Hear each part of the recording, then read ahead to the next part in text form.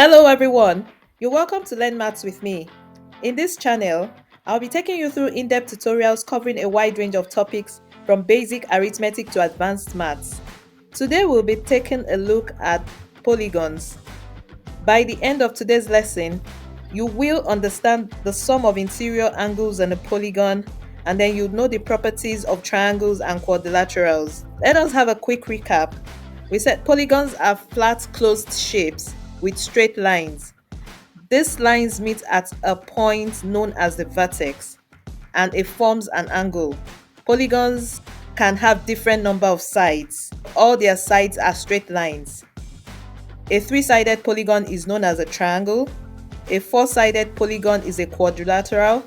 A five-sided polygon is a pentagon. A six-sided polygon is a hexagon. A seven-sided polygon is a heptagon.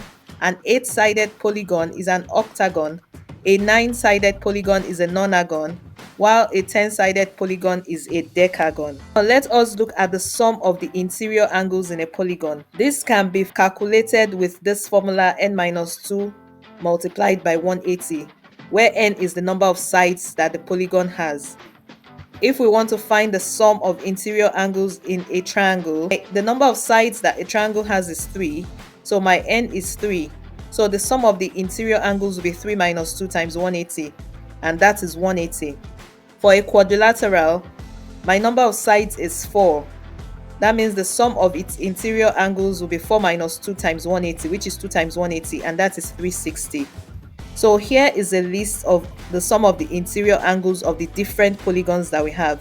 A triangle is 180 degrees, a quadrilateral is 360, a heptagon is 540, a hexagon, which is 6 sides, is 720, a heptagon that has 7 sides is 900, an octagon with 8 sides is 1080, a nonagon with 9 sides is 1260, while a decagon that has 10 sides will have the sum of its angles to be 1440.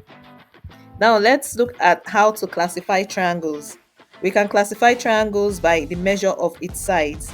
If we have a triangle that has no sides equal, is known as a scaling triangle.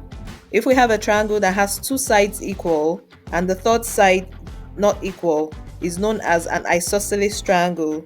And if we have a triangle that has all sides equal, it's known as an equilateral triangle. We can also classify triangles by the measure of its angle. Now the first triangle here is known as an acute triangle because all the angles are less than 90 degrees. The second one, which is the one right in the middle, is a right angled triangle. This has one angle that is 90 degrees, and then the third one that is on the screen is an obtuse triangle. Because it has one angle greater than 90 degrees. We already know that the sum of angles of a triangle is 180 degrees. So if we are given a triangle and we know what two angles are, we can easily go ahead to find out what the third angle is, because the three angles will sum up to give us 180 degrees.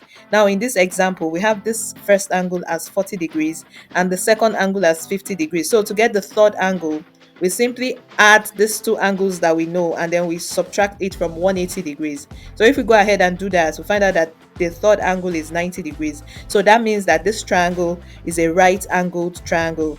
Now let's take a look at another example.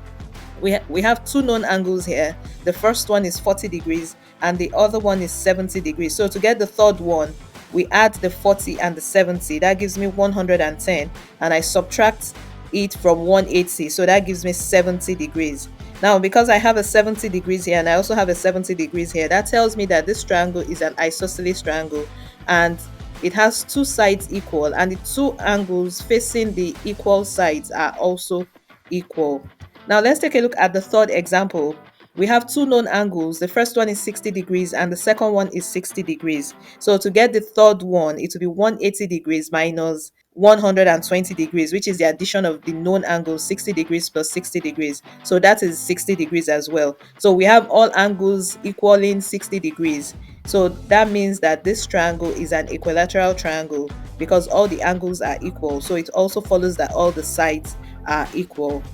Please don't forget to subscribe to this channel. Now let's take a look at quadrilaterals. A quadrilateral is a polygon with 4 sides, 4 angles, and 4 vertices.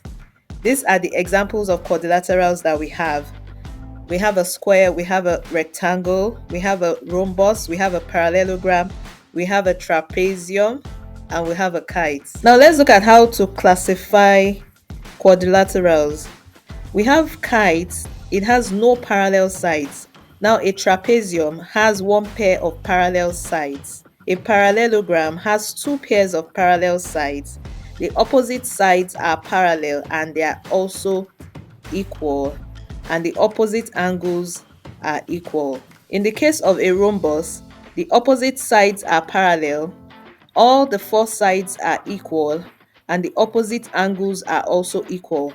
Now, in the case of a rectangle, it has 2 pairs of parallel sides. The opposite sides are parallel and equal, and then all angles are equal and they are 90 degrees. In the case of a square, the opposite sides are parallel, all its sides are equal, and all the angles are equal and they are 90 degrees. Thank you for watching. If you've got any questions, please feel free to drop it for me in the comment section. I'll see you in my next video. Thank you.